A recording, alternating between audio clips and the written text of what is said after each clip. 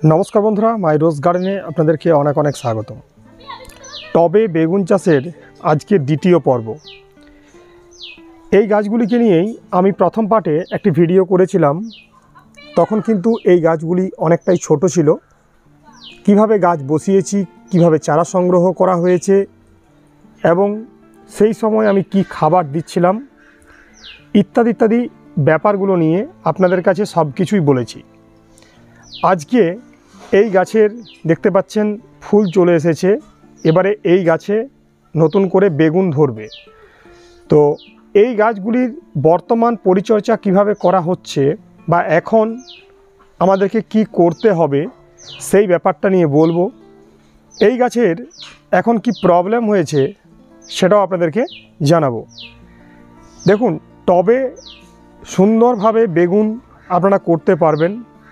যারা টবে বেগুন গাছ বসিয়েছেন তাদের জন্য আজকের এই ভিডিওটা খুব ইম্পর্টেন্ট একটি ভিডিওটি শেষ অবধি দেখুন। ভালো লাগলে একটি লাইক দিন। চ্যানেলে যারা নতুন এসেছেন তারা প্লিজ চ্যানেলটিকে সাবস্ক্রাইব করে আমাদের চ্যানেলের বন্ধু হয়ে উঠুন। দেখুন, এই যে আমাদের বেগুন গাছ, এই গাছে জাস্ট এখন ফুল আসতে শুরু করেছে। এবারে এই গাছগুলিকে আমি এখন কিভাবে পরিচর্যা করছি। প্রথম কথা বলি, আমি যখন গাছ বসিয়েছিলাম একটা সুন্দর মাটি তৈরি করে গাছ বসিয়েছিলাম। তারপরে এই গাছে সেই অর্থে কোনো পরিচর্যা তেমন একটা করা হয়নি। পরিচর্যা তো প্রত্যেক সময় কিছু না কিছু হয়, তবে এমন কোনো বিশেষ পরিচর্যা করা হয়নি যেটা আজকে আপনাদের কাছে বলতে হবে। যেটা আমি এখন করছি সেটা হচ্ছে গাছগুলিকে আমি নিয়মিত জল দিচ্ছি টবের মাটিতে এবং গাছগুলিকে প্রত্যেক দিনে আমি সকালে এবং বিকেলে ভালোভাবে স্নান করিয়ে দিচ্ছি যাতে করে পোকামাকড়ের উপদ্রব না হয়। এমনিতেই জানি আমরা বেগুন গাছে বিভিন্ন ধরনের পোকামাকড়ের উপদ্রব হয়, তাই বেগুন গাছকে সকালে এবং বিকেলে দুবার করে যদি আমরা স্নান করাতে পারি তাহলে বেগুন গাছে কিন্তু পোকামাকড়ের উপদ্রব অনেক কম হয়। গাছ আমাদের ফ্রেশ থাকে এবং পরবর্তীকালে গাছে যখন ফল হয় সেই ফলগুলোও কিন্তু বেশিরভাগ ভালো হওয়ার সম্ভাবনা বেশি থাকে। তো এটা হচ্ছে ফার্স্ট ব্যাপার। এবারে এই গাছের খাবার আমি কি ইউজ করছি।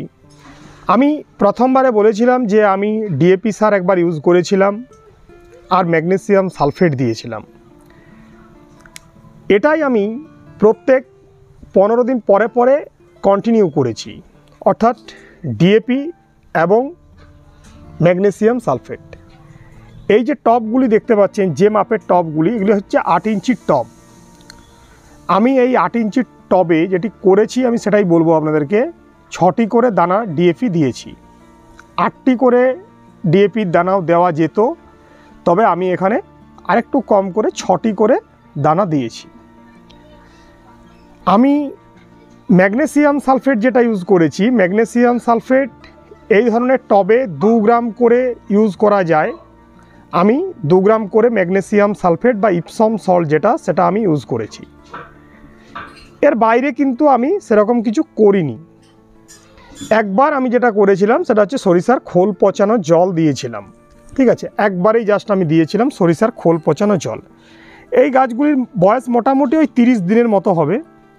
তো 1 মাসের মধ্যেই কিন্তু গাছে ফুল চলে এসেছে। বেগুন যখন ধরবে কীরকম ফলন হচ্ছে সেটা আপনাদেরকে জানাবো। তবে গাছে দেখতে পাচ্ছি যে প্রচুর ফুল কিন্তু দেখা দিচ্ছে। এই বেগুনের জাত কি আছে বা কীরকম বেগুনের সাইজ হচ্ছে ইত্যাদি ইত্যাদি ব্যাপারগুলো নিয়ে পরে আপডেট আসবে।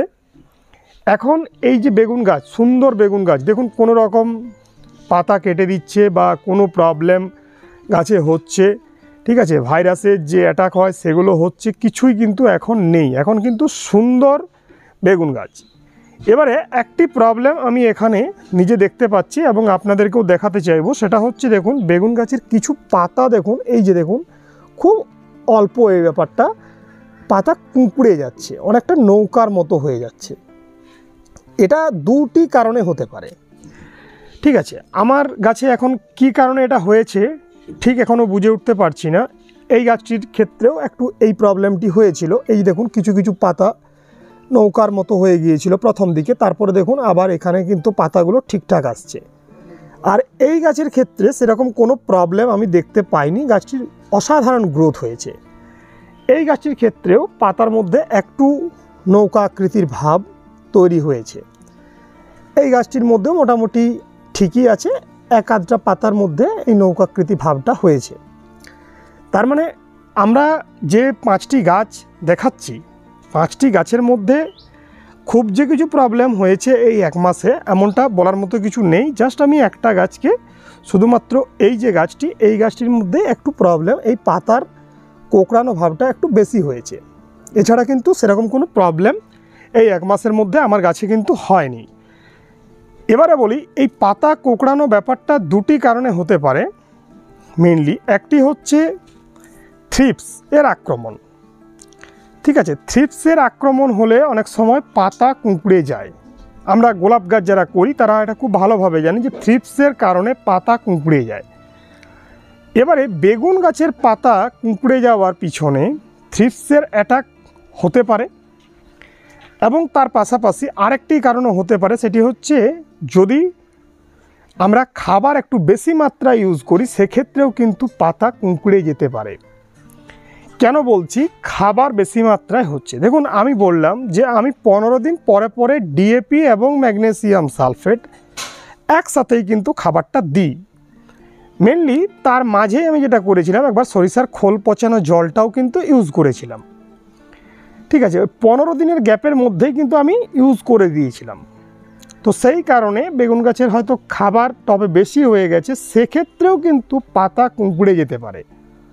দেখুন, বেগুন গাছের খাবার কখন লাগবে? যখন এই প্রত্যেক দিন দেখবেন বেগুন গাছের বৃদ্ধি হচ্ছে এবং এই সামনের দিকে ডগা যদি এরকম মোটা থাকে তাহলে আপনি বুঝবেন আপনার বেগুন গাছের খাবার ঠিক আছে। এই যে সামনের যে নতুন নতুন ডগাগুলো বেরোচ্ছে, দেখুন এই যে ডগাগুলো, তো এগুলো যখন এরকম মোটা থাকবে তখন বুঝবেন আপনার গাছের খাবার ঠিক আছে।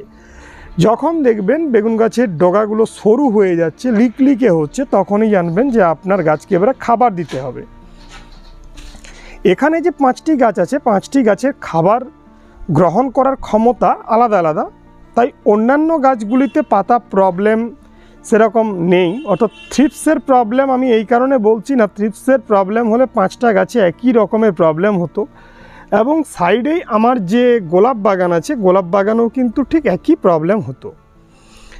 যেহেতু আমি সুপার সোনাটা এবং ইমিডা ক্লোরোপিড কীটনাশকগুলো 10 দিন পরে পরে আমার বেগুন গাছে আমি অ্যাপ্লাই করি, তাই আমার গাছে থ্রিপসের অ্যাটাক হওয়ার কথা নয়। এবং আমি যেহেতু সকালে এবং সন্ধ্যার আগে আমি যেহেতু গাছকে 2বার করে স্নান করাই, তাই থ্রিপসের প্রবলেম হওয়ার কথা নয়। তবুও যেহেতু হয়েছে, এটা কিন্তু খাবার বেশির জন্য হতে পারে, কারণ সেটার সম্ভাবনাই বেশি। যেহেতু আমি ওই বললাম যে 15 দিন গ্যাপে গ্যাপে আমি খাবার দিচ্ছিলাম, হঠাৎ করে আমি একবার কি করেছিলাম, জাস্ট সরিষার খোল পচানো জলটা মাঝে ইউজ করে দিয়েছিলাম, তাই টবের মাটিতে খাবার বেশি হয়েছে এটা আমি ধরে নিচ্ছি। দেখুন, এবারে খাবার বেশি হয়েছে, পাতা প্রথম দিকে একটু কুঁকড়ে গিয়েছিল, তারপরে গাছের পাতা আবার মোটামুটি ঠিক হতে শুরু করেছে। এই গাছগুলোকে নিয়ে মোটেও টেনশনের কিছু নেই, গাছে ফুল আসছে বা সব রকমের সব কিছুই ঠিকঠাক আছে।